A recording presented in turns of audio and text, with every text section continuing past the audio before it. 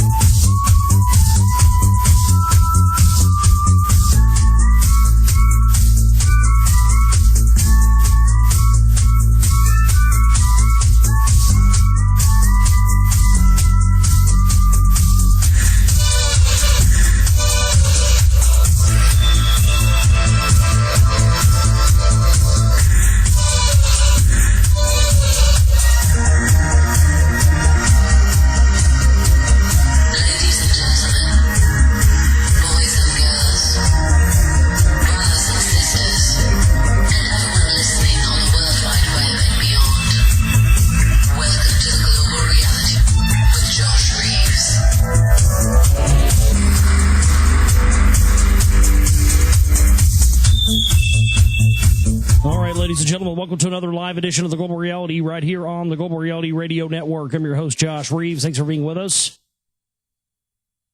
It is the 29th of August, 2011, Monday into Tuesday now, the 30th of August, 2011. Glad you could join us for another late-night Moonbat edition of the broadcast here. We're going to be getting into a big, gigantic amount of news and information, crazy fucking stuff. Hate to start cussing right out of the gates, but goddamn. All kinds of crazy stuff to talk about tonight. So we'll be getting into a whole bunch of it. I don't know if we're going to be doing any reading tonight out of Las Vegas. We'll probably put that off and do that the rest of the week. But tonight, we've got a lot of stuff to talk about here, and we're going to get into a few emails as well. My website where this broadcast originates from is www.theglobalreality.com. It's www.theglobalreality.com. Feel free to also send me an email throughout the show or anytime. If you're listening on a rebroadcast or a YouTube video or something like that later, that's okay. Feel free to send me that over anytime. I'll do my best to get into it on the next show. globalrealityshow@gmail.com. That's globalrealityshow@gmail.com. That's where you send over all of your emails and stuff like that, and questions, comments, whatever you got, go ahead and send it over there. Strange question I've been getting a lot more lately than I have in over 2 years since Volume 1 of The Secret Right came out. I'm getting several emails and comments and stuff. A couple people out there seem to be real hung up on the fact that I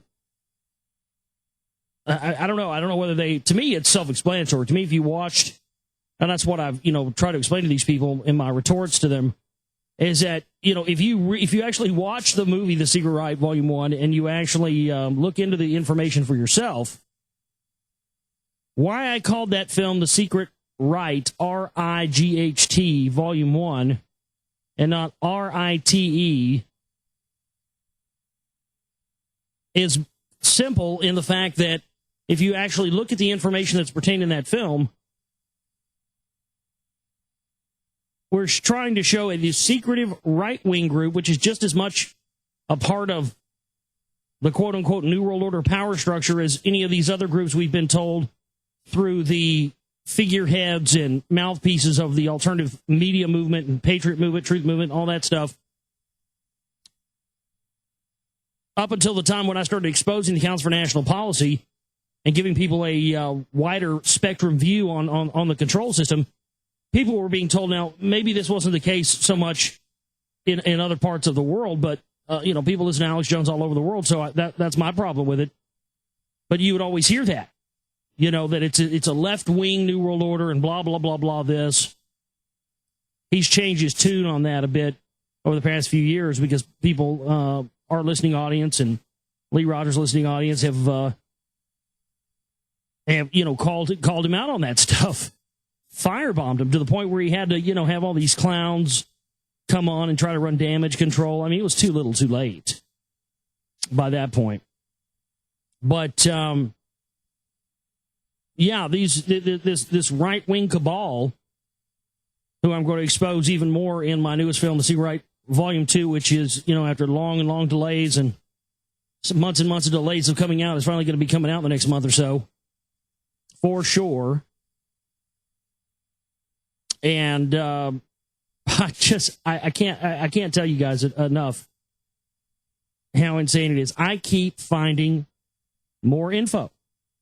I found some stuff over the weekend, man, and I'll talk a little bit. I mentioned briefly a little bit of it coming up in the show, concerning an email that a listener had sent me a while back. The guy that sent the stuff in about Nuit Coeptus and the Tribe of Dan and all that. He sent me another email with some interesting stuff in it, and coincidentally, some of the stuff he found ties right in with my research into the CMP and some of these cronies I found involved in that. And it actually ties right in very interestingly with some info that I have. See, one of the things in the new film, and I can't tell you too much about this. I'm trying to, because I want to have a lot of stuff in the film, or not a lot, but at least I want to have some stuff. I want to have some stuff out there that even if you listen to my show every day and you listen to every broadcast of mine, every bit of stuff I've done on the CMP, there's still going to be some info in there. You're going to go, oh, wow, man, I didn't know that. That's what I'm really trying to do with this one. And so I actually have have some new info that's going to be in the film that's going to pertain to a group that I've identified that is really the foundations, the complete foundations of the Council for National Policy. And man, oh man, oh man, God. This film is going to accomplish a lot. I'm just going to say that, y'all. I got to be real honest with you. This film's going to accomplish a lot. There are some things in here that are going to be in this film that I think that nobody, for sure, nobody's even put out there yet in a movie, and it's going to really tie a lot of the. I'm really tying take for instance a lot of the conspiracies we've been told about, from the Kennedy assassination to 9/11 to,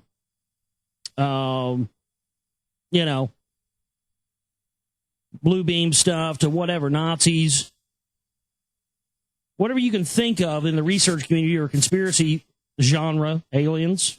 Yeah, well, I can tie that back too. But we're going to show some examples, because I have a lot. But I am going to show you some examples of, pieces of information or topics of information, 9/11, JFK, whatever it may be, the different ones, where that has, those particular conspiracies have become key conspiracies of the alternative media movement, patriot movement, truth movement, staples of the conspiracy genre. And I'm going to show how those same people that in that conspiracy tie back to the people that are actually behind said conspiracy. You see? So I'm going to show you how the people who are, oh, it's this and it's that, and, and these people and this over here, this is what, this is who was responsible for the Kennedy assassination and blah, blah, blah, this. And meanwhile, when you get down to the real facts of who was really behind it, it ties right back into the CMP, ties right back into the Knights of Malta, right back to Rome. So I'm going to, that's going to be pretty damning stuff to show, give people multiple examples of how these, these big conspiracies and these big operations are actually being perpetrated by these people. I mean, we have evidence in spades. Evidence in spades. So yeah, I'm going to be, there's going to be some, there's going to be a lot of good stuff in this that's, I think, is going to really make the case of why this group and anybody that associates with any of their constituents, former, past, present, future, I don't give a fuck what, should not be trusted and should be taken with a grain of salt in whatever you may exchange with them. I mean, this is serious stuff, and I'm going to prove to you, I'm going to prove to everybody out there that these are not people that we should be taking lightly. These are not people that we should be just, oh, I don't care if so-and-so researcher or so-and-so radio host or so-and-so filmmaker is, associates with these guys or hobnobs with them. No, we're going to make goddamn sure, I'm going to make goddamn sure that people are going to know that anybody that associates with these people needs to be looked at very carefully. That's really the main goal with all of this, because I think that the information, I think that the proof is there. And really all it's going to take after that is you all out there spreading it. Once it's done and it's out there, that's going to be up to you guys to get it as many places as you can. I've got to really push this movie as harder than I've ever pushed any film. I want to really go all out for this. Because I think it needs to reach a lot of people. I want to try to have maybe even have an event or something, a live event where, we show the film or something here in Dallas. But let's go ahead and get into the emails tonight. I've got, I don't have a whole lot, so we'll do that, and then we'll slide into the news.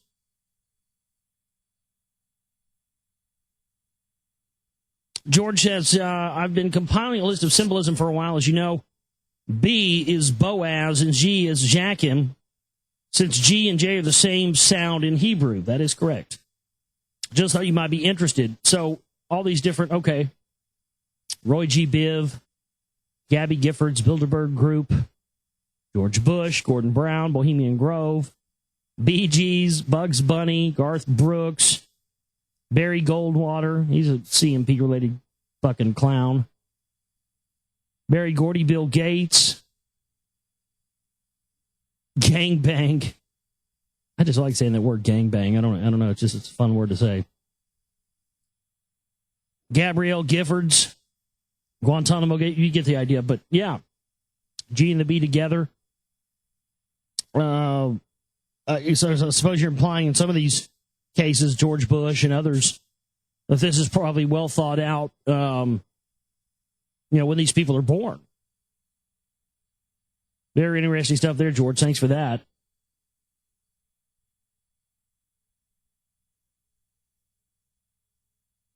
Let's see.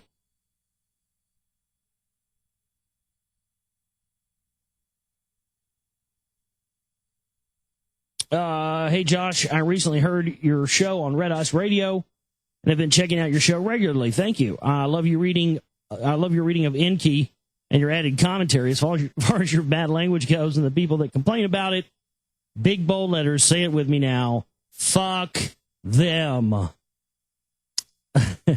I feel like I took the Matrix pill a few years ago. It's like everything I was told growing is bullshit. Yeah, man. It's tough to come to that realization, but we all have to at some point. And we all do, or we all should. But when we do, we deal with it like everybody else deals with it. And it's a process, It's kind of like it's a grieving process. To be honest with you, man, it really is. But like anything, you go through it and it's past you. And yeah, it can be a dark time for some people. I mean, it's just part of it. It's not unhealthy.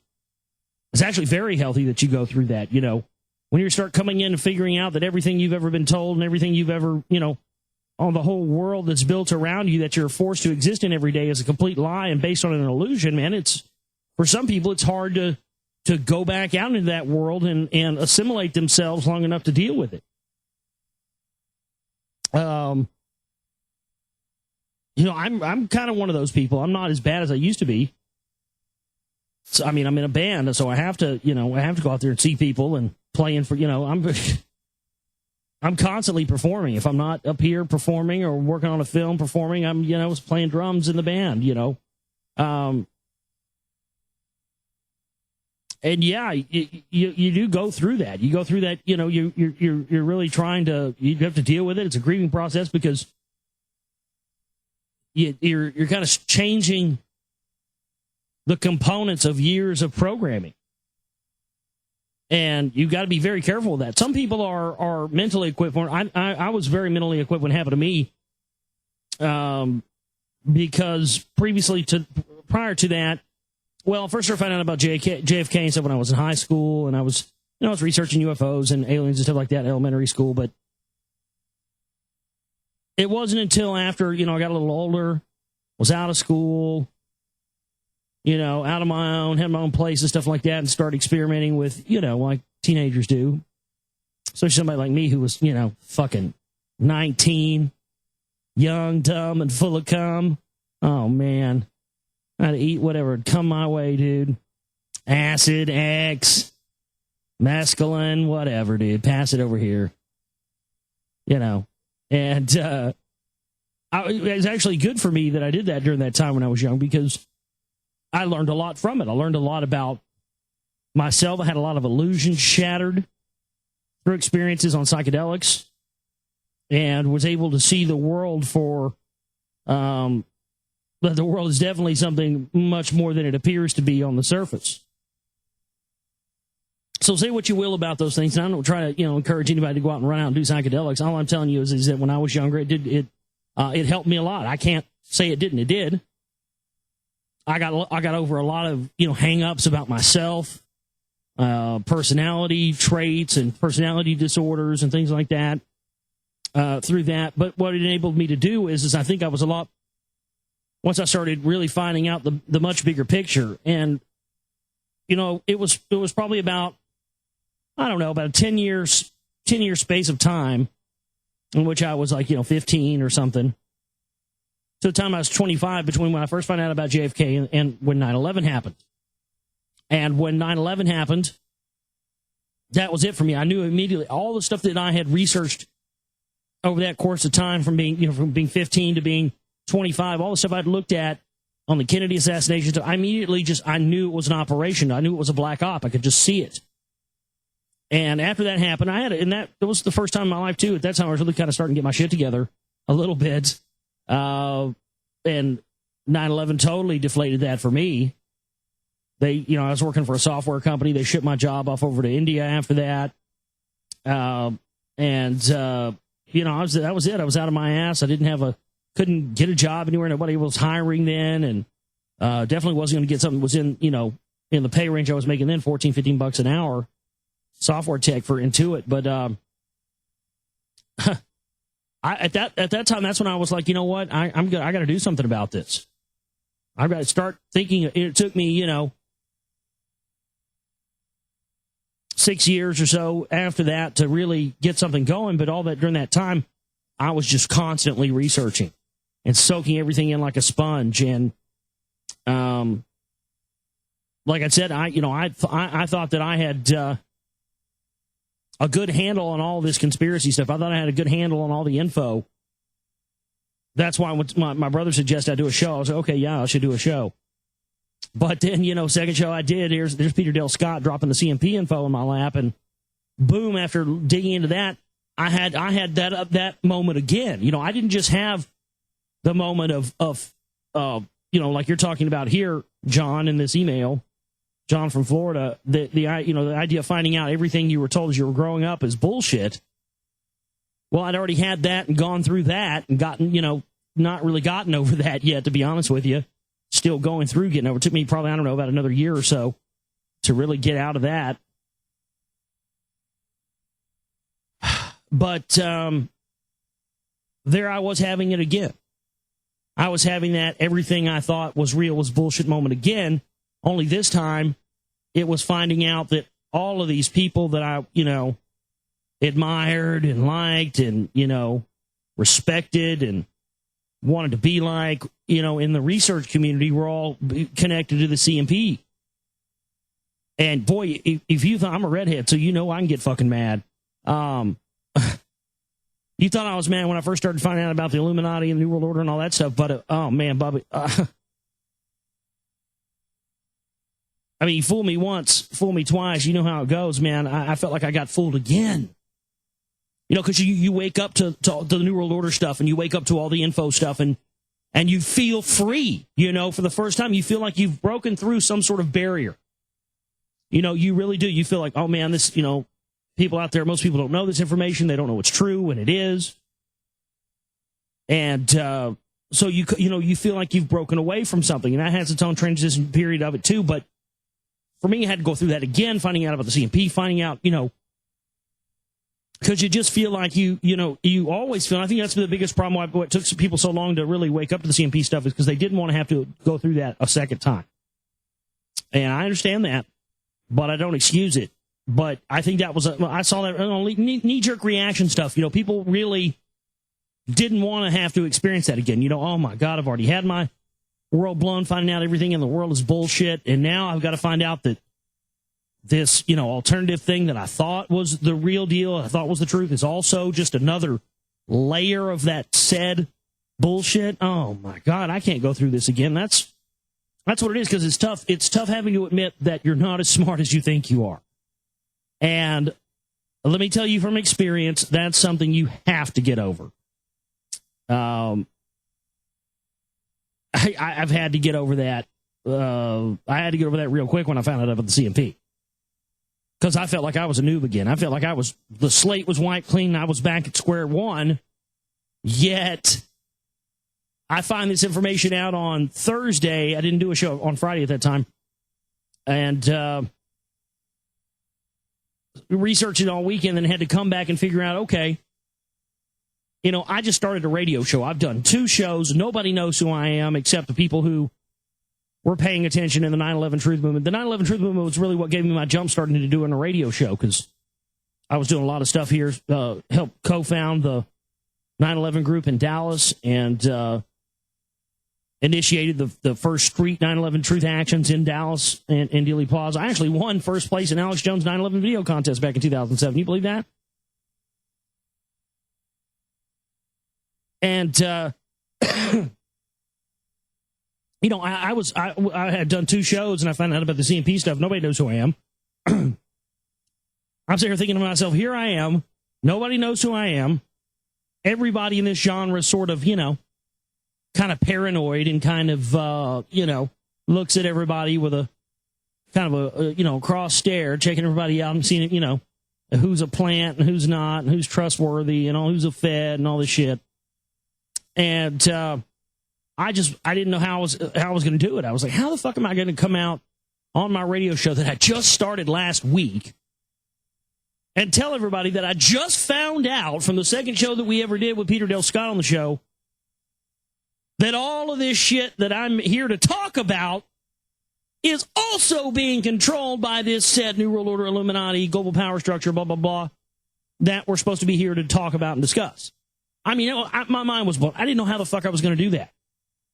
And so I went to Mike Chambers, and Mike was kind of my mentor in the very beginning. He gave me my first radio show and kind of showed me the ropes a little bit and helped me out. So I went to him with the CMP info first, and, he thought the same thing I did. He said, we were in the heart of, everybody was so going on the first wave of the Ron Paul mania at that time. And Mike Chambers actually said it to me before I ever said it. He said, if this information is true, this could implicate, Ron Paul and that whole deal too.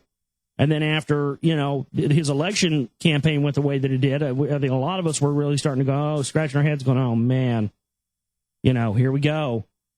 It's going to get interesting because there's a whole other layer to this. And the team that's been posing as the alternative,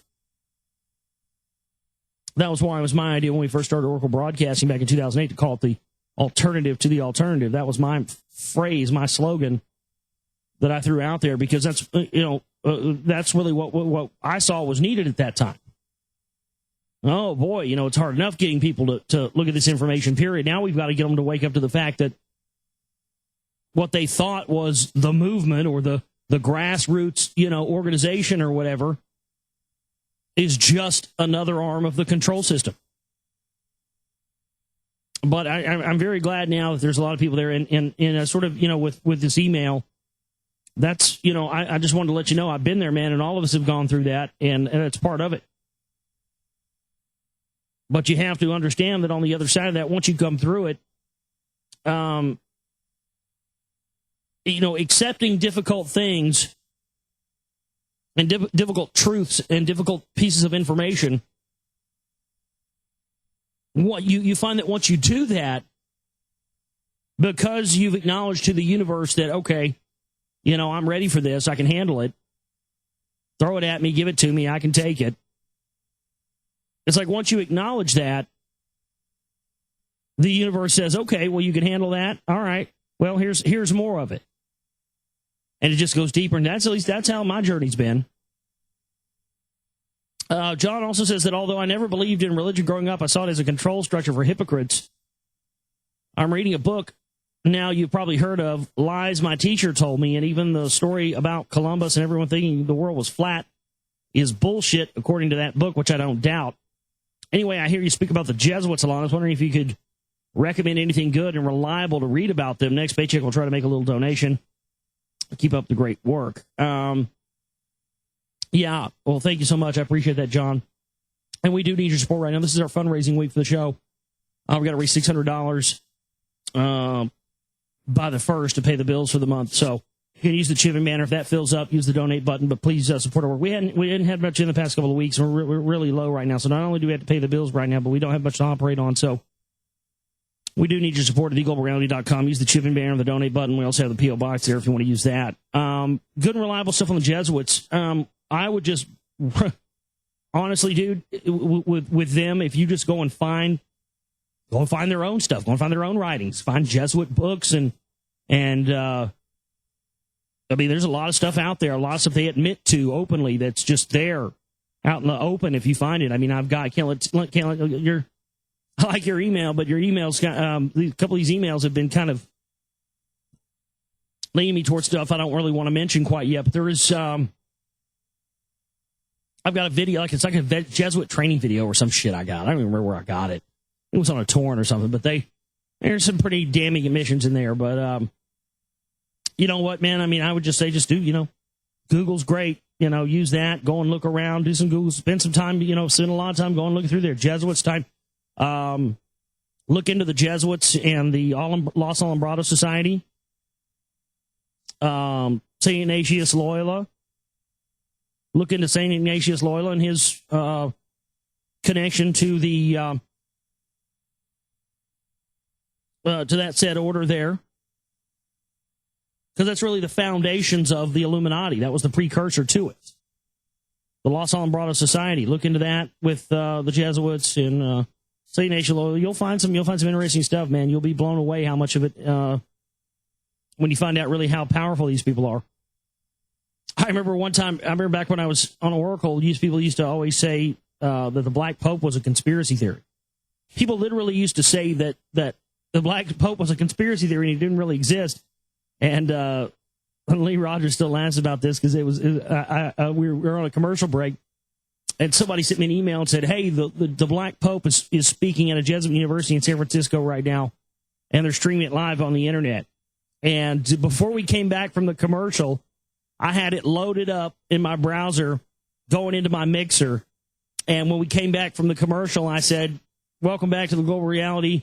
We're going live to a live broadcast of the Black Pope, the Jesuit Superior General, live in San Francisco right now. Boom. And we went right to it. And right when we went to it, I can't remember exactly what it was he said, but he said something solid gold like, we eat babies and we run the world. No, I mean, he didn't say that, but it was something I was like, oh, shit.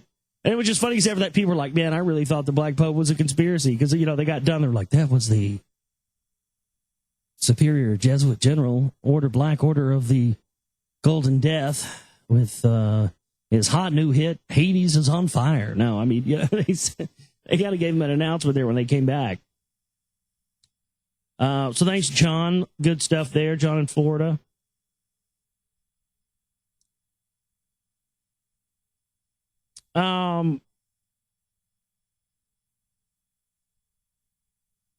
This one came from the guy I was telling you about earlier who talked about the Inuit Coeptus and the children of Dan.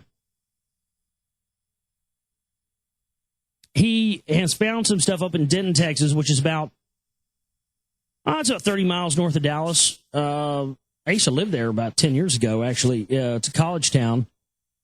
I used to go up there and chase trim around the college, back when I was in my fighting weight. But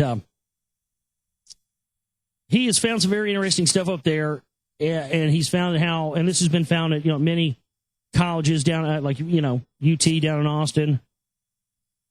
But he found how this fountain that is located at the college, University of North Texas in Denton, points directly up to the is it the Manitoba Legislature Building? I'm waiting for this page to load. Yeah, it's, well, first off, Denton, Texas is, of course, on the 33rd and 13th degree north latitude, on the 33rd degree. 33rd and 13, obviously both very important numbers to Freemasonry. But if you draw a straight line on a map, the bearing is 0.00 degrees perfectly true north. And so this water fountain extends all the way up perfectly due north to the Manitoba Legislature Building in Manitoba, Canada, which, of course, is, as many buildings, courthouses and buildings are. This is the Legislative Building, is basically a Freemasonic temple. It's a recreation of Solomon's Temple. And he goes on to talk about here how it also connects from the Manitoba Building down into Phoenix, Arizona. And he says there's another very interesting building at the UNT's College of Music called the Windspear Auditorium, part of the Murchison Performing Arts Center. And the building seems to be a temple of the Pentagon of the Pentagram. And indeed it is. I can drop a picture in the chat room for you guys to see. What's interesting about this is that this is the Murchison Performing Arts Center. Now, this ties into my research into the CMP, the Clint Murchison meeting. Madeline Duncan Brown, who they tried to slander her good name and discredit her. The guy who this was named after, Clint Murchison Jr., was the founder of the Dallas Cowboys. He was a high-level Freemason. Whole family was Freemasons, Knights of Malta as well. And they had the famous Clint Murchison meeting the night before Kennedy was assassinated. Lyndon Baines Johnson was there, Nixon was there, Poppy Bush was there. All the big Dallas high rollers were there.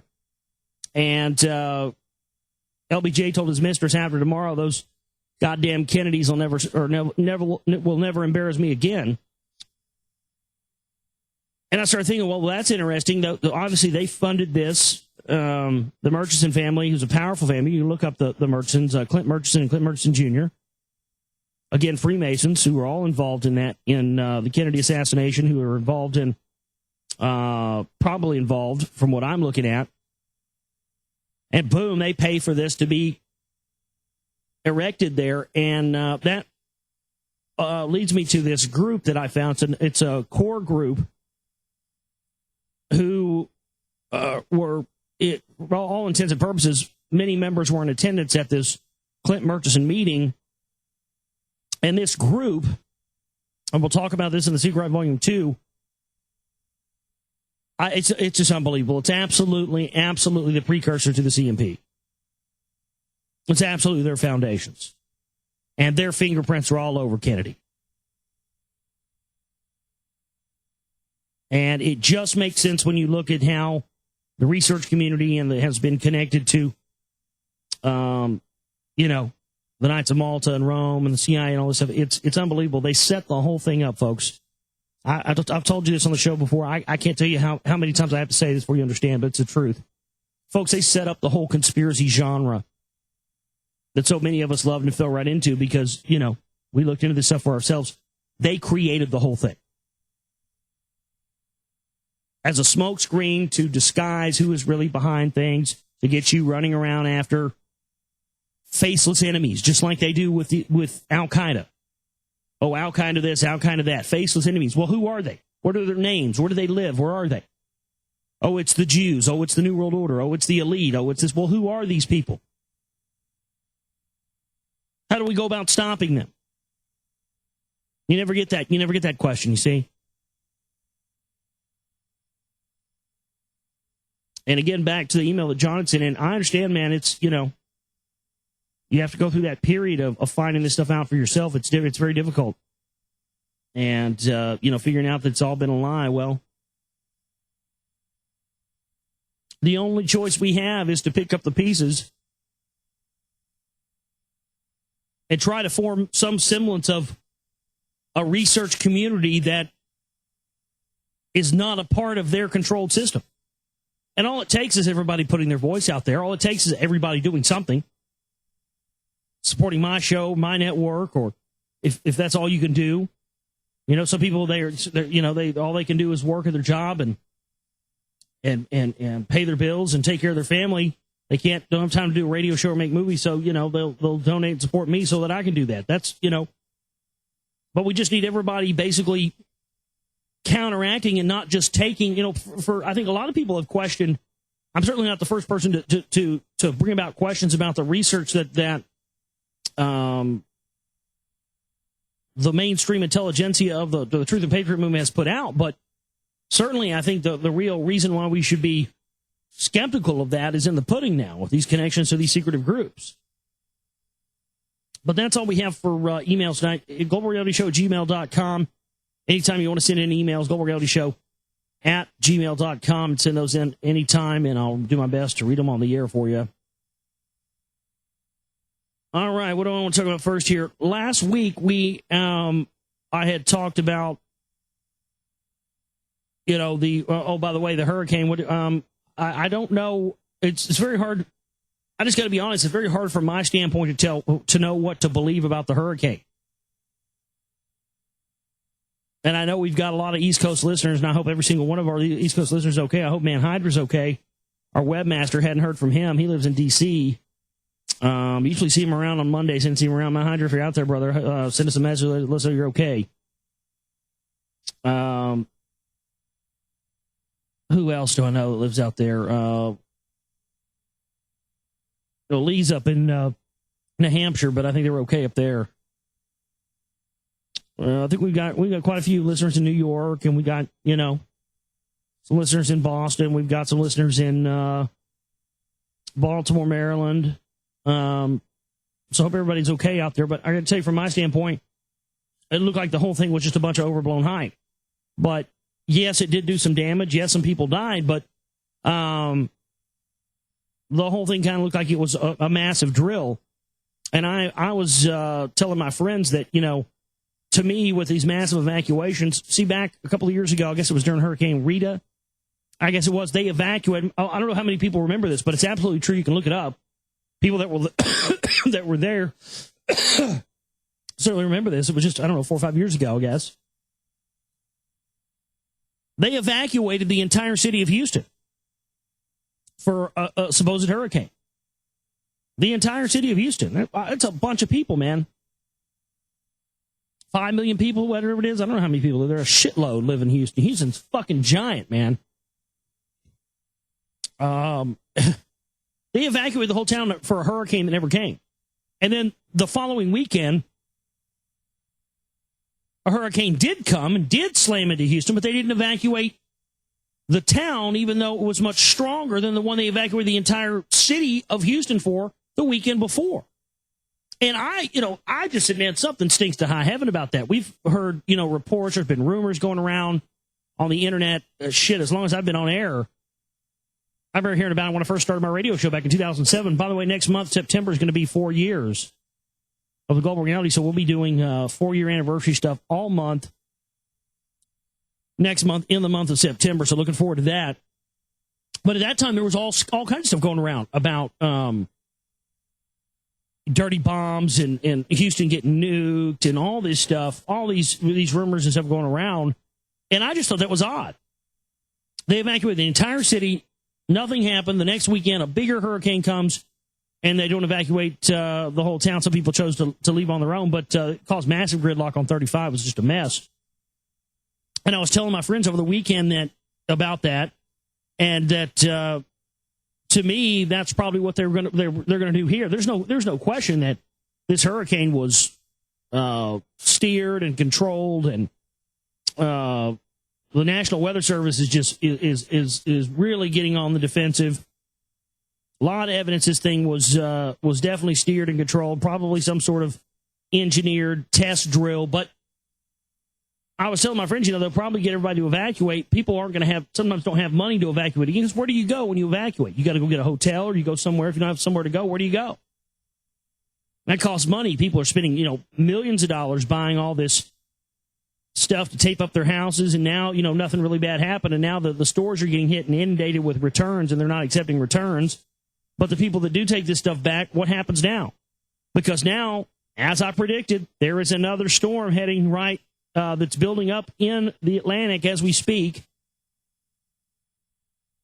And it's going to progress and be to the Puerto Rico area, heading towards the United States by this coming Saturday at 8 p.m.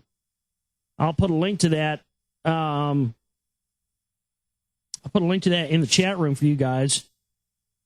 The nhc.noaa.gov link there. So now there's another one coming towards it, and I bet you, man, it's the boy that cried wolf syndrome, like I've been warning you about with Jones and all these guys. People probably think, it's probably not going to be that bad. We've already been hit, and they won't evacuate. This one will be just fucking massive and kill a shit ton of people. I hope that doesn't happen, but I can't say that I didn't think this was going to happen when we started to see the evidence that this whole thing was a bust. Let's get, let me see what else kind of storm-related news we have here about this tonight. We'll get through that, and we'll get into some of this other stuff. The perfect storm of hype. Politicians, the media, and the Hurricane Irene apocalypse that never was, from the London Telegraph. So this is being covered, and they're still, the media is still trying to just go out of their way to show cases of where, it was a hurricane. Shit was going to get fucked up. You knew that. But it certainly wasn't the apocalyptic thing they told us it would be. What about the guy who was the reporter giving a report in this green seafoam sewage shit that was literally shit, and he's getting it in his mouth? It doesn't taste great, he said. This guy will be dead of cancer in fucking 6 months. It doesn't have VD and everything else. Ugh. Gross, dude. I mean, what's worse? What's worse? That these fucking, bigwig clowns that run the media outlets use people like literal toilet paper. These reporters, send them out, put them in harm's way. Hey, if they get cancer, they die. Who cares? Why? We'll get another one. Put them on TV, right? Well, what's worse? Is it worse that they do that, or is it worse that people willingly line up to go stand in fucking feces and shit to get a paycheck? And have, human waste that came out of sewers that's turned into green foam in your mouth to report this. Is a paycheck really worth that much to you? And if it really is that important to you and that important to many other people, boy, we got to start turning things around real quick in this world, y'all. Seriously. Hopefully it's not too late. I don't think it is, but my God, sometimes you wonder.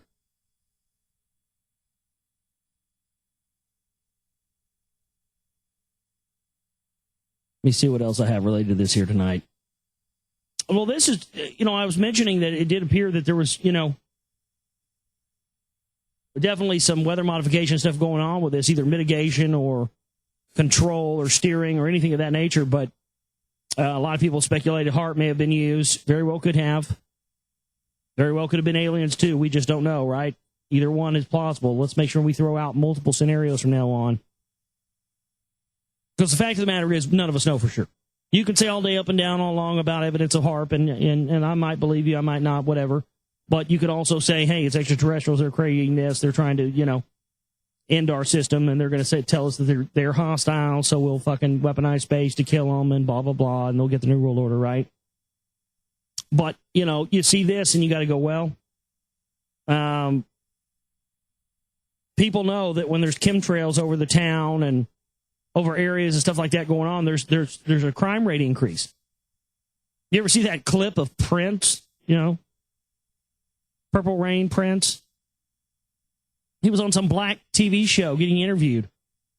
And he just, in the middle of this interview, it's on YouTube, he just in the middle of this interview says, people never used to question when they'd see the planes come over their house and fly and spray that stuff, why everybody in their neighborhood would be fighting that night and be out in the streets hollering and stuff.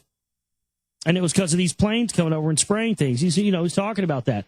Well, while the storm is really going strong on Saturday, U.S. Army captain, you may have heard about this, U.S. Army captain killed 4 people, but in a stunning twist, the U.S. Army captain, he was basically, they said he was on a rampage, and he was going crazy because of the hurricane. Now, this to me just reeked of mind control, of the electromagnetic waves that are being produced by the HARP system and the electronic low-frequency wave systems they were using to possibly either mitigate the storm, control the storm, or create the storm. Could have triggered something in this former soldier's head. I mean, there's no doubt that they program these guys, in many cases, these soldiers who go fight in Afghanistan and Iraq, they program them, putting them through a conditioning process where basically when they're, going out there and killing and shooting, they're basically out of their bodies. It's severe trauma-based mind control. And maybe this triggered something in this guy. I don't know. A U.S. Army captain gunned down his ex-wife, his mother-in-law, and 2 other people in a shooting spree during Hurricane Irene before he turned the gun on himself, a justice official told AFP on Monday. Captain Leonard England, who is understood to have served in Afghanistan and Iraq, started his rampage on Saturday evening right in the middle of the storm and ended it after a shootout with SWAT teams shortly before dawn on Sunday. Buckingham County District Attorney David Heckler said it appeared that England committed a triple homicide in Virginia before crossing state lines and killing his estranged wife's mother following a recent custody row. The soldier, 37, had been the target of a manhunt after the shooting deaths of his 36-year-old former wife, her boyfriend, and her boyfriend's son at a house in Chesterfield, Virginia, as Irene swept up the East Coast. He apparently killed them before driving north into Pennsylvania with his young daughter and gunning down his ex-wife's mother, Heckler said. Police had been alerted after England entered a hospital and left a note asking medics to check on his daughter's health. But he pulled out a gun and fled in his car when a member of the staff confronted him about the youngster. He left a note referring to his mother-in-law. We believe he shot her in the head, said Heckler, noting that police tracked down the car leading to a pursuit and a shootout with SWAT marksmen. He had a semi-automatic rifle and fired about 10 shots at police vehicles, injuring one officer. England was later found dead in a nearby woodland. From what we have been told, there was a legal visitation order involving the child that had allowed Mr. England to take his daughter to California for 1 week. But the ex-wife threatened legal action after the daughter returned from the visit 1 week late. So it's very interesting that this guy just snapped in this. He had a prior history of that. Where there's smoke, there's fire. It's very interesting. As I mentioned, the weather prediction stuff, it's gotten better, but we're starting to see that, there's starting to become cracks in the boat of, weather prediction and news weather and all this stuff. We're starting to see that what they tell us about the weather is, sometimes just as untrue as what they tell us about world events. It's unbelievable that we've gotten to that stage now, and you would wonder what the purpose is, but it really is starting to see, they'll tell us, it's going to be this bad, real bad, oh my God, this, that, and the other, and then it's not. Or then they're going, it's going to be not going to be too bad, and then, in the case of Houston again, evacuate one time, we need to get everybody out of here, and then nothing happens. It wasn't really that bad at all. Next weekend, no, we don't need to get everybody out. Boom, it happens. It's worse than the one that came the weekend before. So now, because of this, and I believe this is happening because of weather modification and other things, planetary changes, shifts, maybe some of these comets that are coming into by us are affecting us. Could be a lot of things. Global galactic alignment, the sunspot cycles, lots of factors. But now the meteorological associations are now on the defense. Hurricane Irene was no mystery to forecasters. They knew where it was going, but what it would do when it got there was another matter. Predicting a storm's strength still baffles meteorologists. Every giant step in figuring out the path highlights how little progress they've made on another question. The crucial question, how they made little progress on another crucial question, how strong. Irene made landfall Saturday morning at Cape Lookout, North Carolina, a bullseye in the field of weather forecasts. It hit where forecasters said it would and followed the track that they had been warning about for days. But when Irene struck, the storm did not stick with forecast predicted major hurricane strength winds. Well, it could be very well because they mitigated it. I mean, think about it. Isn't that whole area is where all the bigwigs live, y'all? You know, New York, Connecticut, Vermont, Massachusetts. That's where all the fucking bigwigs live, dude. They all live in Virginia and in that whole area, and then they commute every week up to D.C. to get their job. And like I said, everybody was, you know, the government's basically shut down right now anyway this time of year. So no doubt they'd probably use this as a precursor. Now the next one will probably hit. And we had no idea it was going to be this strong. Oh my God.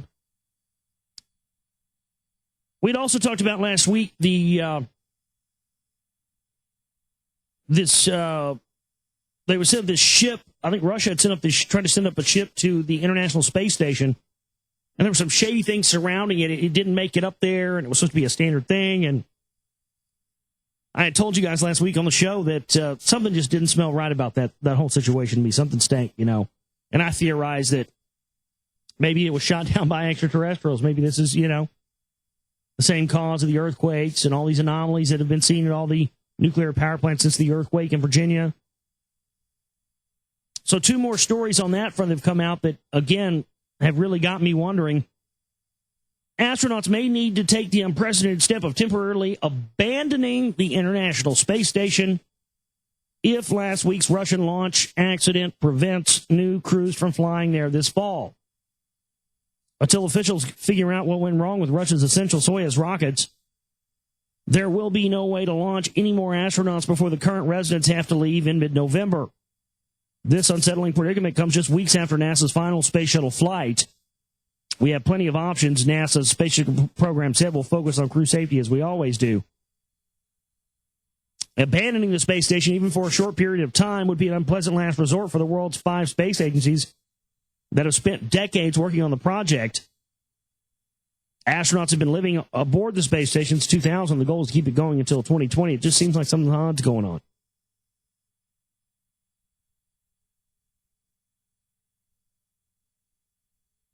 Now, Russia's saying they're going to postpone the next mission to the international. Well, why?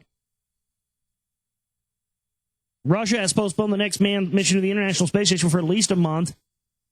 And an officer said any further delay might force Moscow to consider leaving the station unmanned for the first time in a decade. So, yeah, same thing there.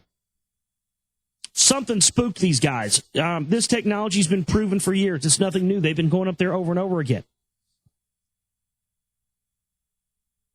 All of a sudden, we can't get a supply ship up there. All of a sudden, we can't send more people up there. Why? None of these articles seem to give an explanation to me that sounds worth a fuck. Oh, well, we don't really know. No, it's just, you know, they don't really give you any answers. Something's going on with this. We'll definitely have to keep our eyes on it and make sure that we cover any further details that may come out about it. We're going to take a break, come back, and finish up with the news for you here tonight on the show. My website where this broadcast originates from is www.theglobalreality.com. Back here with you on the Global Reality, right here on the Global Reality Radio Network. I'm your host, Josh Reeves. Thanks for being with us here tonight for another late night Moonbat edition of the show. Thanks to those people out there who are staying up late with us tonight and burning the midnight oil. We thank you so much for being with us, choosing to be with us live here tonight as we stand into the late night Moonbatty hours for you here to get into all the day's news and information. If you're listening later on an archive or YouTube video or whatever, thank you so much for listening as well.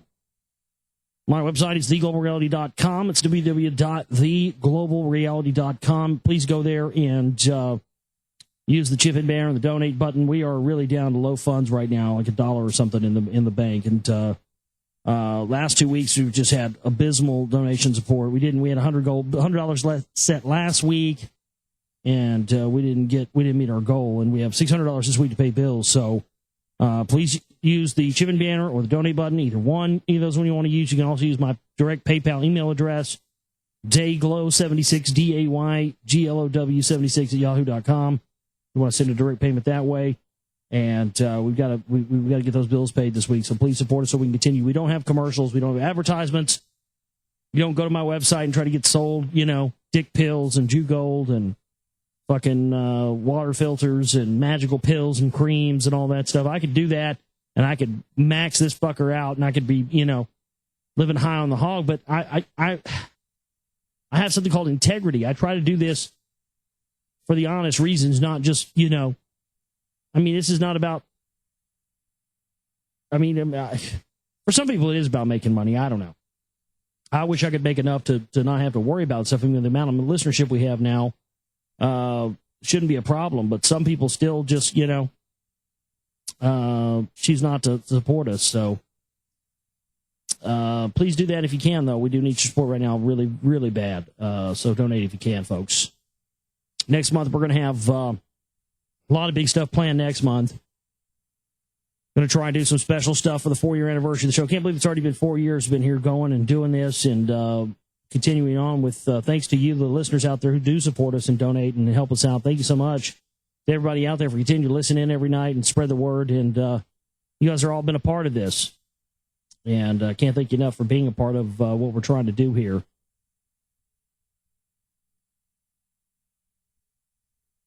Let's finish up with some news tonight. I got to talk about this because I know a lot about it. I had mentioned some months ago that I was going to get into buying and selling music equipment, guitars, and stuff like that with a friend of mine. And we did get into it a little bit, but the only problem is neither one of us have the startup capital. I mean, we've got all the stuff on, all the paperwork done. We've got the business down on paper and got a tax ID number, got all the legit stuff, but we just don't have any startup capital, which is a damn shame because, I figured out how to turn, $5,000 into $50,000 pretty well easy, with, being able to buy music gear at cost and be able to give people good deals on stuff and buying and selling stuff. But we just hadn't had the cash to get that going. But, because of my knowledge of music instruments and stuff and being a musician, this really strikes home with me. Now, this is the second time they've done this under Obama, and this enforcement of the Lacey Act, and it's a total selective enforcement of the Lacey Act. The Lacey Act was this environmentalist thing was brought in under a Republican, back 80 years ago or something. It was re-added to by Bush and then enforced by Obama, and they're cracking down on the Gibson guitar manufacturer and anybody in particular now for tone woods, ebony that's made a lot of the best fretboards in the world. If you're the best, rosewood's good, but rosewood's the most common. But man, if you want a good guitar, you got to get a good guitar with an ebony fretboard on it. And same thing goes for pianos and stuff. But they're really going out of their way, and it's come out that they haven't busted the Martin Guitar Company or raided them at all, even though they're selling these same quote-unquote illegal woods. And the reason they haven't has come out over the weekend as well that, lo and behold, the owner of Gibson has made donations to Republicans, and the owner of Martin has made donations to Democrats. So therefore, they've turned it just, you see, this is not about the wood at all. It's about political bullshit. But literally, famous guitarists and stuff for now, it's going to be the point where they don't really care how many guitars are going in. You can't go out with one. And if you go through customs with, your 57 Les Paul with an ebony fretboard that's worth fucking a couple of $100,000, or even you go through there with your brand new, Dave Mustaine Flying V, or whatever it may be, with an ebony fretboard or whatever kind of wood they don't like, you better be able to provide, and the law is you have to have paperwork on you when you go through custom to provide, to be able to prove that wood was not illegally harvested from protected woods. And if you can't provide that, guess what? They take your guitar, destroy it, you never get it back, and they can fine you up to thousands of dollars And the fact of the matter is that this, for Gibson and many other companies, this wood, it was harvested years and years and years ago. In many cases, before some of this wood was even outlawed. And it's been kept, in temperature-controlled environments. It's been kept, but they're still cracking down. This federal agent swooped into the Gibson guitar on Wednesday, raiding factories and offices in Memphis and Nashville, seizing several pallets of wood electronic files and guitars. Well, I'm going to let you in a little secret, too. What Gibson doesn't even make, they don't even make the pieces for their guitars in the United States anymore. I've told guys this at Guitar Center and everywhere, and they get all butthurt when you tell them that, like it's a secret that nobody's supposed to know about. Well, let me tell you something, Bubba. I know about it. And now a lot more people do since I talked about it. Fact of the matter is, the Gibson Guitar Company and many other companies, they exploit the 40% law. As long as 40% of their corporate activities and corporate salaries are paid within the United States border, they can have all their parts and everything built in China, which they do. You can look it up. Epiphone, Gibson moved all their big factory over there. That's where all the Epiphones are made. They produce Gibsons over there. But what they do is the Epiphones are put together and assembled in Korea and China and all that.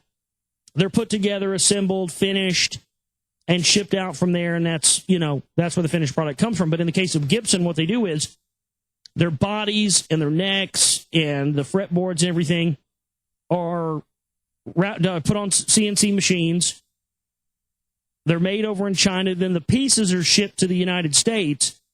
They assemble the necks and the bodies and put the pickups in, electronics and everything, and they do this thing called plecking, which is a finalization process that Gibson does. It makes it intonate right and all that stuff. They do all that in the United States, and then they're still able to stamp "Made in the USA" on the back of it, even though the next... Now, that's the same way across the board for any of these companies. Moog, who makes synthesizers, they're based in Asheville, North Carolina, and it says "Made in the USA" in big bold letters on one of those expensive-ass $2,000 Moog synthesizers that don't sound as good as the original analog ones, by the way. They try to tell you they do, but they don't.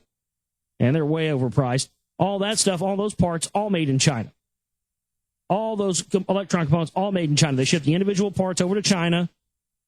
Moog assembles them in their Moog factory. They stamp "Made in the USA" on the back of it, ship it out there, and people believe it's made in the USA. Now, these are just two products. Think about all the other products out there that are made like that. And I would, I got to be honest with you. You can actually get Gibsons out of China, real deal, legit Gibsons.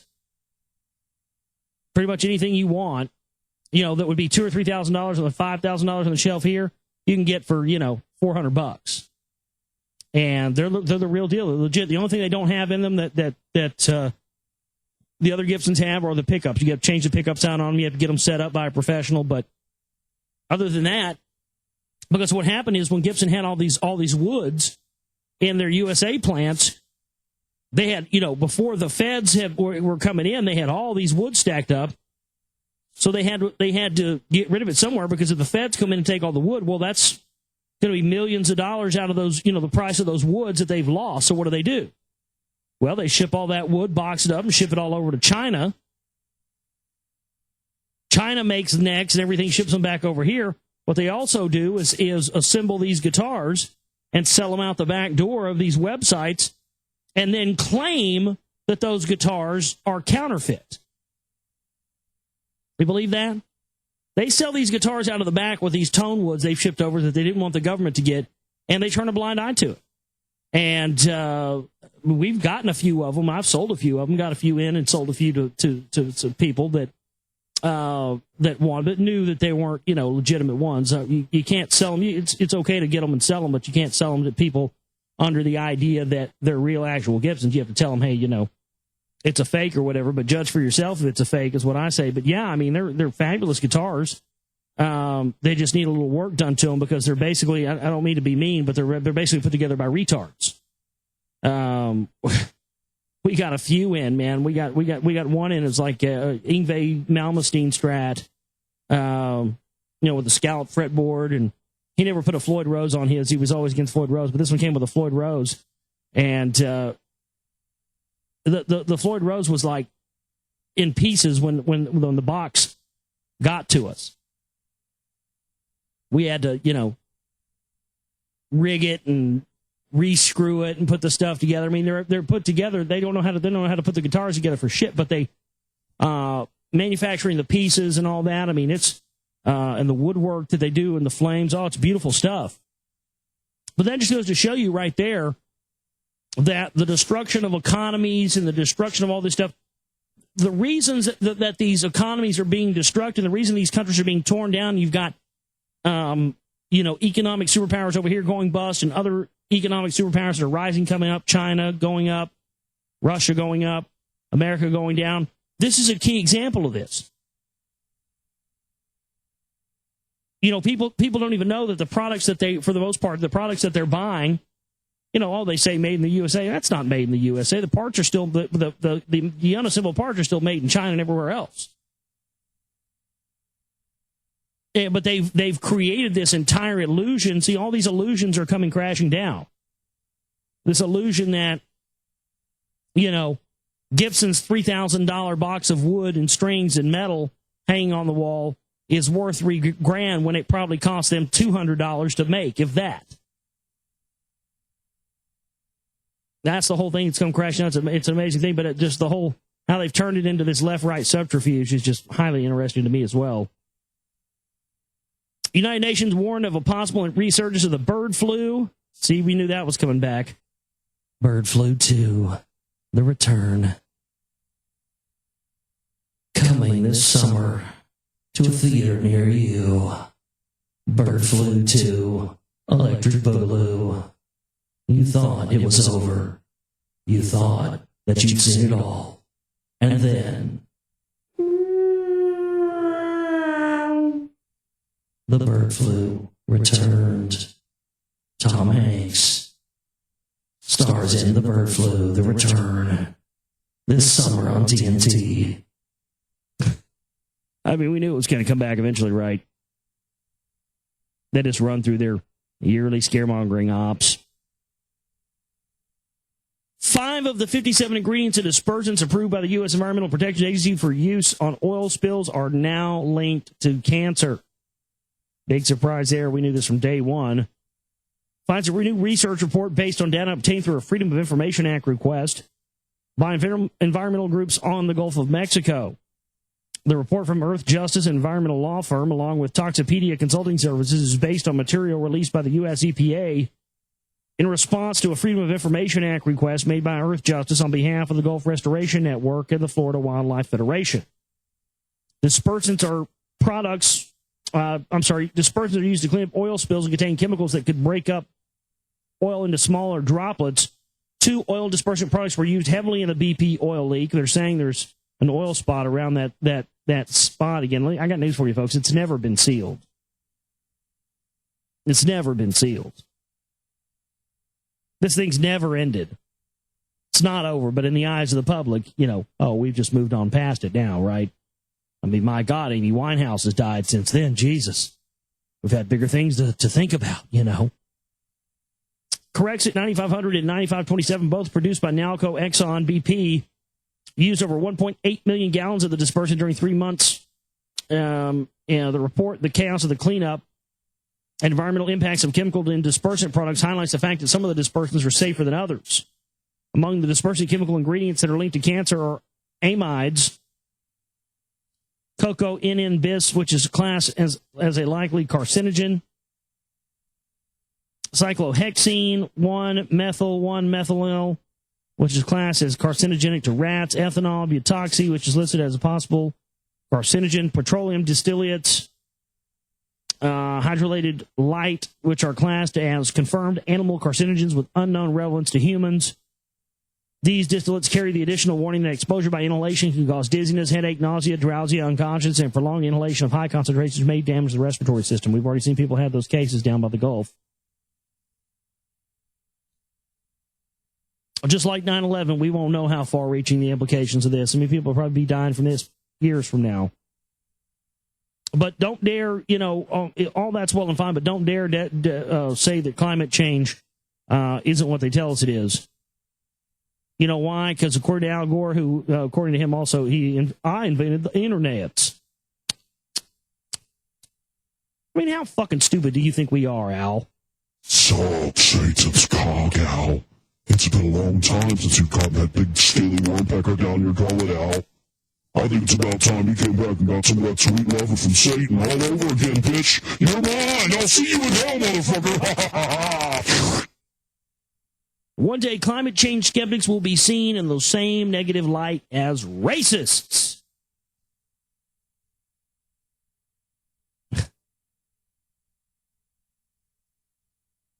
No, I don't think it's that people doubt the climate is changing, but the methods and the reasonings behind what it's changing is what people are questioning.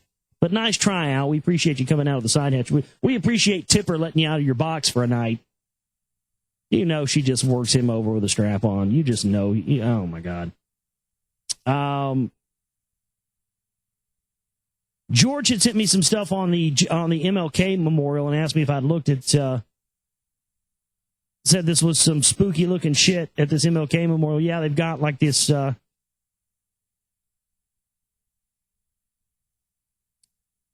was it these statues of glass people that aren't really there? Or I don't even know. It is some spooky looking shit. The big rocks that you walk through. It looks like some kind of, megalithic, it's a megalithic structure that's occultic. Yeah, it's very odd, but it came out in the news that it was built by unpaid Chinese workers. The opening ceremony for the new Martin Luther King Jr. Memorial has been postponed as Hurricane Irene closes in on the East Coast, but when it does open, the monument will do so under a different cloud, as some point out that the way it was constructed violates some of the core principles for which Dr. King fought and died. While often overshadowed by his civil rights legacy, King was an outspoken defender of labor rights and was supporting striking sanitation workers in Memphis, Tennessee when he was assassinated, but his memorial was built in part using free labor imported from China. The foundation behind the memorial, which deserves tremendous praise for successfully pulling off the monumental project, controversially selected Chinese sculptor Lei Yixin, best known for his bust of Mao Zedong, to be the lead sculptor. Isn't it funny that they get a guy that did, one Marxist to do another Marxist sculpture there? Was this guy specialized in Marxists? He's well known. Martin Luther King was a Marxist. To be the lead sculptor on the project, couldn't the foundation have chosen a black American, let alone, or a black American, let alone an American, period?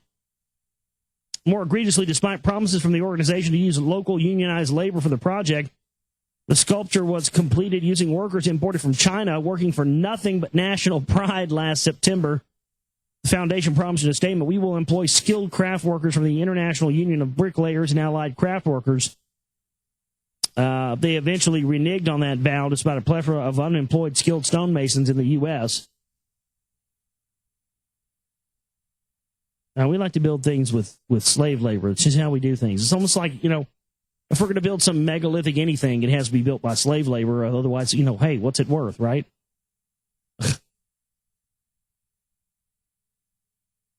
Oh, man, more bullshit in the WikiLeaks. WikiLeaks proving again what I told you they were back when we exposed that little Nazi op.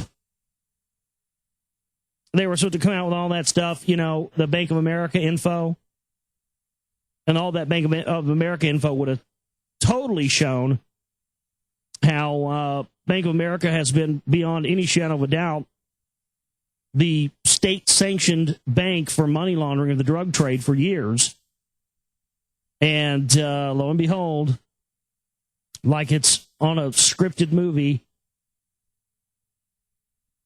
what's his name? Julian Assange has a fallout with another guy, and guess what? The guy destroys all the Bank of America information, and it's all gone now. Conveniently, yeah. Please. I mean, if you think Assange is legitimate, man, you might as well just, go sip some more Jonestown Kool-Aid.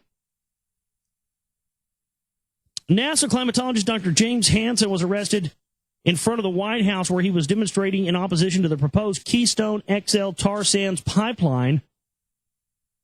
that would bring thick crude oil from Alberta to refineries in Oklahoma and Texas. Well, I didn't know about that. My God, that's going to, they're just going to bring all that stuff down here to Oklahoma and Texas and pollute Oklahoma and Texas. We got some beautiful country in Oklahoma and Texas. And, I'm tired of seeing everybody talk shit on people from Texas. Look, we're not all uneducated retard. I mean, but George Bush is not even from fucking Texas. He's from Kennebunkport, Maine. But I notice all you goddamn Yankees up there. I'm sorry, I'm not nothing against you if you're a Yankee, but, the goddamn Yankees up there tell us that it's our idiot Texans, blah, blah, blah. Oh, please. Kennebunkport, Maine, motherfucker. Dr. Hansen leads the NASA Goddard Institute for Space Studies in New York City and a climate research scientist at the Earth Institute, Columbia University. He sounds like one of them. Columbia University, well, that's Jesuit U. NASA, this sounds like this probably is a protest that's, staged and controlled. Wouldn't surprise me. Arrests are continuing at the White House, where about 140 people gathered on the sidewalk as part of a 2-week-long sit-in protest to protest TransCanada's proposed 1,700-mile pipeline. The protest led to the arrest of 521 people since August 20th, when protesters began the tar sands action sit-in at the White House. The protest will continue until September 3rd. If the pipeline is to be built, you as a president have to declare that it is in the national interest, wrote Dr. Hansen in an August 3rd letter. Climate change hurts the poor first. They say that the climate change hurts the poor first, said Rose Berger, a Roman Catholic and lead Sojourners organizer for the tar sands action. There you go. No sooner than I said it sounded like a stage-controlled thing. We find out the person leading this thing is a Roman Catholic. Well, there you go. Making all the people that... See, this is what they do. When you and I and everybody else speak out about a particular issue we don't like, they have these crazies that have these protests and these sit-ins that make us all look like, wackos, and then they just lump you in the same category as them, even though you may not want to have anything to do with those people that are going out and protesting these issues. You may just have a problem with it. Classic op stuff. I can't believe they're still running that op. And you guys learned. Well, I have to say, going back to that Al Gore article earlier, you're a racist if you believe in if you deny climate change now. Well, okay. Well, let's just go ahead and say that climate change is real. Well, according to this article, mental illness rise linked to climate. Okay. So, Al, Mr. Gore, Mr. Bloodline, Mr. Tipper, maybe you are mentally ill calling everybody racist who deny the phony climate change bullshit because you're now mentally ill because of this climate change that you believe in. Have you ever thought about that, mister? Maybe you're out of your fucking mind going around calling everybody racist who don't believe in climate change. Maybe that's caused by climate change.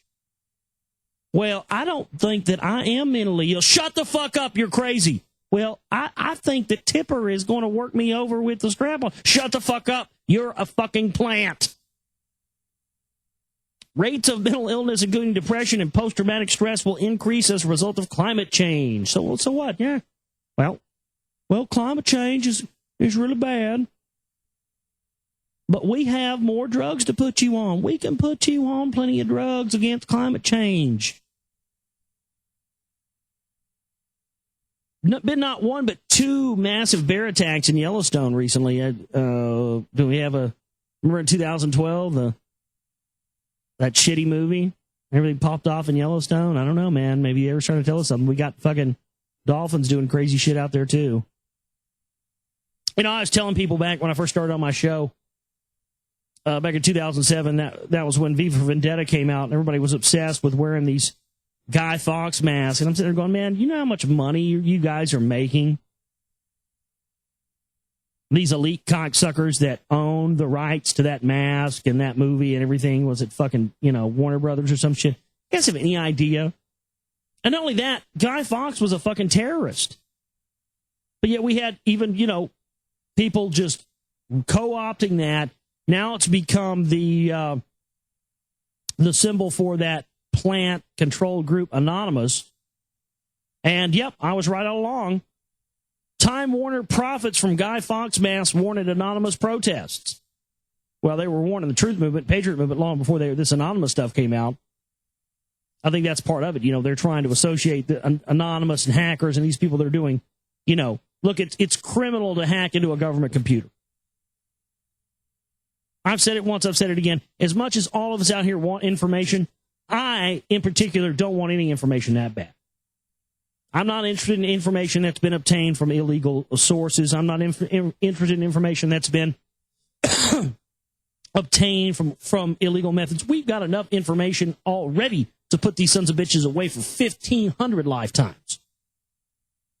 Nobody needs their safety in danger from information that's come from hacking or the rest of this. And any of these people that do this need to be considered, in my opinion, enemies just as much as them. These guys are going to get you hurt and killed. None of, you know, a real researcher, someone who really wants the truth, doesn't want to get it by, because then you're no better than they are. And some people will say, oh, well, we got to use their tactics against them. Well, yeah, but not like that. You could say, oh, well, their laws are criminal. Yeah, their laws are criminal. They are there. Plenty of criminal laws out there that are, I mean, my God, the whole justice system is designed to get you in it, not to let you out of it. But that's not the point. The point of the matter is, if we go using their tactics, then we become them, and that's exactly what they want. They want us to become them so we don't challenge them. Some of the prophets from the Guy Fawkes mask, frequently worn by members of the hacktivist collective Anonymous, go to one of the largest media companies in the world. Yeah, you fucking dumb shits. I've been telling people that for 4 years. Nobody's been listening to me. The mask was first popularized by the 2006 film V for Vendetta, where it was worn by a vigilante fighting against a totalitarian government. Fox was a 17th century Englishman who tried to assassinate King James I of England by blowing up the House of Lords. Yeah, the whole thing was staged anyway. That was an inside job some ways to Sunday. Anonymous members adopted the mask as an unofficial symbol of the movement during worldwide protests against the Church of Scientology in 2008. The Guy Fawkes mask has been associated with Anonymous ever since and was frequently worn by protesters. Well, that's actually not true. It's been, yeah, but it was worn. See, they're trying to, I'm telling you, you guys got to disassociate yourself with this Truth Movement, Alex Jones, and all this bullshit. We are change, state, we are fucking plants. You got to get away from that. Because see how they're doing this? Those masks, I know for a fact, started out in the 9/11 Truth Movement. I started seeing those 9/11 protests, anti-war protests, long before anybody ever heard of Anonymous, before they were even on the map or even doing anything. That's what they're trying to do, is trying to get people who are researchers and truthers and activists put in and lumped into the same category as these clowns. They tried to do this same thing right before Y2K. I talk about it a little bit in the Secret Right Volume 1, Project Megiddo. I mean, I don't have to tell you, Megiddo, the origins of that. But that's what fingers people like Alex Jones and Chuck Missler and their pre-Y2K fear-mongering that people like Bill Cooper and others have exposed so well. They were getting up there telling, you know, Russia had nukes in the air and power plants are going down. And I mean, all this ridiculous horseshit that was in no way, shape, or form true. And yet what we found out later is that the FBI ran a Project Megiddo, and what Project Megiddo was designed to do was to identify Christians and gun owners and First Amendment constitutionalists and right-wingers and Christians who owned guns, who believed that a UN-led New World Order takeover was going to occur on Y2K. And these people it talked about needed to be identified and rounded up and put into camps and all this stuff. And that's what Jones was designed to do. He was designed to, just as they radicalize Al-Qaeda, he was there to radicalize the Christians and the right-wingers and the gun owners, and that's what all these guys are there to do. Alex Jones is one of many, and their job is to radicalize the religious right-wing conservative gun owners in the United States of America as the world power structure starts to continue its agenda and its plan unimpeded. And people are playing that role, perfectly, just as a lot of people in the South played that role perfectly, played right into the hands, gave up their land, got into a civil war, you know, and people are doing it all over again. I just don't want to see it go down this way again. They're saying the Virginia quake may have exceeded the nuclear power plant's design. The U.S. Nuclear Regulatory Commission said it has dispatched an additional team of inspectors to the Virginia plant that was rocked by the 5.8 magnitude earthquake last week. After initial reviews from Dominion indicated the ground motion may have went beyond the plant's design. So they're admitting that it went beyond what it can withstand, and yet they're being hush-hush on it. It's probably a massive cover-up again, folks. Something went over Peru. Machu Picchu and Cusco and all those, ancient sites there in Peru, near the Nazca lines, where we've had extraterrestrial activity for decades, centuries rather. Blazing with fury of a mini sun, this amazing video shows the moment a suspected meteor streaked over the city of Cusco, a suspected meteor. The videos and pictures of this thing, folks, it's got like 3 trails coming behind it. This thing looks like it's a ship, not a meteorite. I don't know. You guys look at that and determine for yourself. I think there's something more than just a meteorite. The meteorites really don't streak like that. It's very, very odd.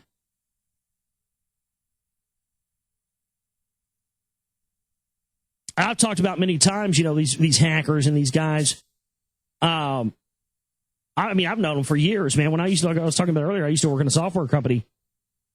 And I remember right after 9/11 happened, I was talking to some of the guys smoking outside and talking to some of the guys that work for a famous antivirus company.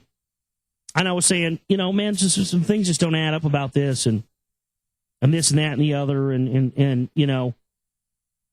this was probably, we probably attacked ourselves as a way to expand the war effort and continue in the Middle East and all this stuff.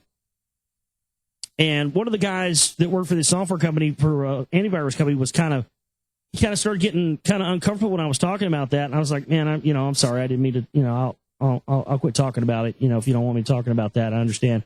Right after 9/11, people, it's kind of like how people were after the Kennedy assassination. You couldn't even bring up any idea of a conspiracy, something like that. People just, thought you weren't polite.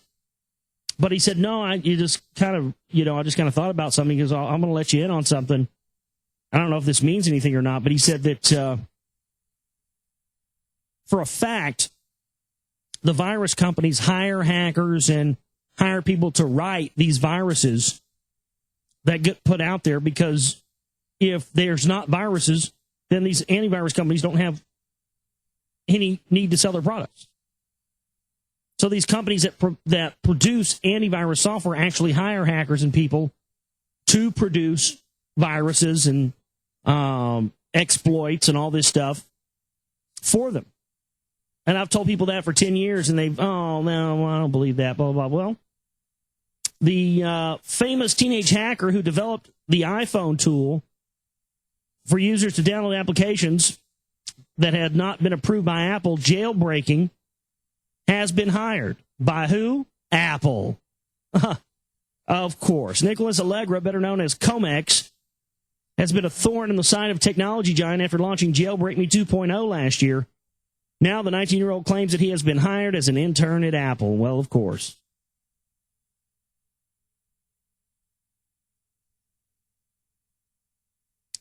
So it's not made of cheese. What is the moon made of? NASA hopes twin spacecraft will reveal the answer. Again, there's obsession with the moon all of a sudden. Definitely seems they're getting ready to reveal something there. I don't know what yet. But listen to this. Tell me if you notice anything odd about this. I got theories, though. You want to hear one? All right, here's a wacky theory for you. I don't know if there's any truth to this. I've been theorizing and suspecting for quite a while that some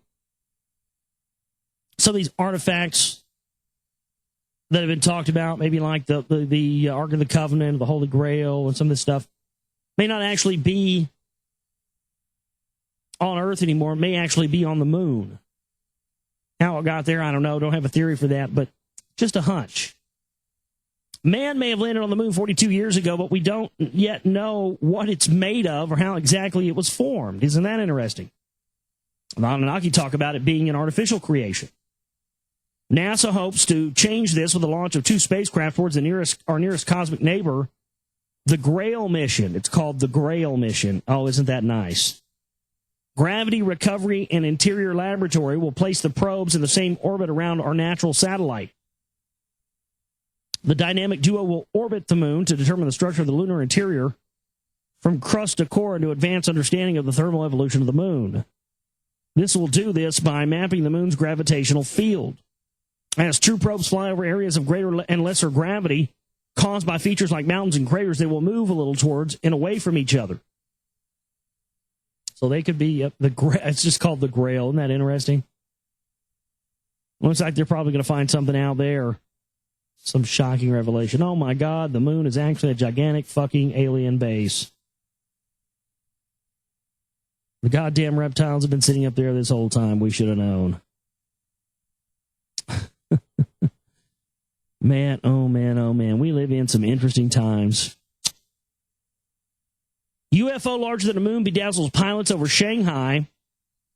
I've seen this thing twice during storms. I've seen it come across the horizon. I don't know what it is. This big. It just moves fast. It moves across the whole horizon. And it looks like as big as the moon. And it just goes across the horizon fast. I saw it once in 2008 and saw it once earlier this year. I don't know what it is, but I've seen this. I've known other people talk about it. It just looks like the moon comes across the whole perimeter of the sky very fast. You see it a lot during thunderstorms when it's lightning and stuff. It's insane. A huge globular luminous object was spotted in the Shanghai sky on Saturday evening by air crews who reported it to air traffic control. The East China Air Traffic Control Bureau confirmed to media on Tuesday. Several flights had reported the same site the same night. An unnamed Bureau official told the Shanghai Daily. The bright object was far from the planes, according to the Bureau, and appeared normal on the radar. The Shanghai Oriental Morning Post reported. Flight control personnel therefore did not request pilots avoid it. A microblogger claimed to be the pilot of Flight CZ6554 from Shanghai to Changchun wrote that he had seen a huge, bright, spherical object at 10,070 meters above Shanghai about 9 p.m. on Saturday. The object grew larger and appeared as a regular geometric sphere hundreds of times larger than the moon. Its diameter reached as long as 50 nautical miles. It's just very interesting, very strange stuff there. Who knows? But we are in the age of revealing. All is going to be revealed. It's just going to be very important that when more and more things start to be revealed to us in the coming days and weeks and months, that our discernment be at an all-time high and we feel prepared to not only accept what's being shown in front of us, but to also be skeptical of what's being shown in front of us. You know, don't assume just because they show you on TV and tell you aliens are invading that's real. But also don't believe that it's not real just because people are telling you it's not. Discernment is going to be key in this time, and it's just something you have to work on and try and hone, and learning more every day and changing your perception every day is a big part of that. So it's always important to challenge not only what other people believe by giving them information, but also challenge what you believe by constantly looking for new info and looking for that greater perspective. To me, that's really what it's all about. This is our fundraising week. We got to raise $600. It'll be due on Thursday. So we got to get that in here this week, folks. LegalReality.com is on our website. Use the chip and bear on the donate button. We're down to nothing right now. So we got to pay the bills, and plus we have to have something to live and stuff. So we're at a red alert financial level. Please help us out if you can. LegalReality.com, chip and banner, donate buttons there. P.O. Box if you can't use that. My name is Josh Reeves. I love each and every one of you. We'll see you tomorrow for the broadcast. You guys have a great night. Take care.